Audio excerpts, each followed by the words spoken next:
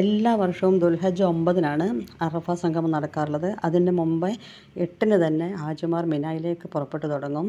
ഇതിപ്പോൾ മിന കൂടാരങ്ങളാണ് ഈ കാണുന്നത്. മാഷാ അല്ലാഹ്, എണ്ണിയാൽ തീരാത്ത അത്രയും കൂടാരങ്ങളുണ്ട്. ലക്ഷക്കണക്കിന് ഹാജിമാരെ ഉൾക്കൊള്ളിക്കാൻ വേണ്ടി തയ്യാറായി കിടക്കുകയാണ്. ഇത് മിനായുടെ രാത്രിയിലെ ഒരു സീനാണിത്. മിന കൂടാരങ്ങളുടെ സീനാണ്. രാത്രിയിലാണ് ഈ കാണുന്നത്. ഇതുപോലെ പല ഭാഗങ്ങളിലുമുണ്ട്. ഇത് ഈ ഒരു ഭാഗത്ത് മാത്രമല്ല ഉള്ളത്. മാഷാ അല്ലാഹ്.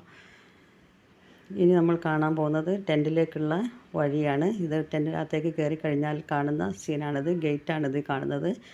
പച്ച വിരിച്ച വഴിയിലൂടെയാണ് നമ്മൾ ഉള്ളിലേക്ക് കയറുക. ഇത് ടെൻറ്റുകളുടെ മുമ്പിലുള്ള റോഡാണ്. ഇനി ടെൻറ്റിനകത്തേക്ക് കയറി കഴിഞ്ഞാൽ ഈ പച്ച കാർപ്പറ്റിട്ട വഴിയിലൂടെ കയറി കഴിഞ്ഞാൽ ഇതാ ടെൻറ്റിനകത്തേക്ക് എത്തി. ടെൻറ്റിൽ നല്ല കാർപ്പറ്റ് വിരിച്ച് നല്ല എയർ കണ്ടീഷൻ ചെയ്തിട്ടുള്ള റൂമുകളാണ്. നല്ല വിശാലമായ സൗകര്യമാണ് അതിനകത്തുള്ളത്. സോഫാക്കാൻ ബെഡുകളാണ്. ഹാജിമാരുടെ പേരെഴുതിയ സോഫാക്കാൻ ബെഡുകളാണ് അതിനകത്തുള്ളത്. ഈ കാണുന്ന പാക്കറ്റുകളൊക്കെ ബ്ലാങ്കറ്റും പില്ലോസും ഒക്കെയാണ്. മാഷാ അല്ലാഹ്, ഇതാണ് ബെഡ്. ഇത് നിർത്തിയിട്ട് കഴിഞ്ഞാൽ ബെഡായി യൂസ് ചെയ്യാം. അല്ലാത്ത സമയത്ത് ഇതിനെ ഇരിക്കാൻ വേണ്ട സൗകര്യത്തിൽ ഇങ്ങനെ മടക്കി വെക്കാനും പറ്റും. ഇത് അടിപൊളി സെറ്റപ്പാണ് ഇപ്രാവശ്യം ചെയ്തു വെച്ചിട്ടുള്ളത്. സാധാരണയായിട്ട് ബെഡുകളാണ് ഉണ്ടായിരുന്നത്. ഒരാൾക്ക് കഷ്ടി കിടക്കാൻ പാകത്തിനുള്ള ബെഡുകളായിരുന്നു ഉണ്ടായിരുന്നത്. ഈ പ്രാവശ്യം ഇങ്ങനെയാണ് ചെയ്തിട്ടുള്ളത്.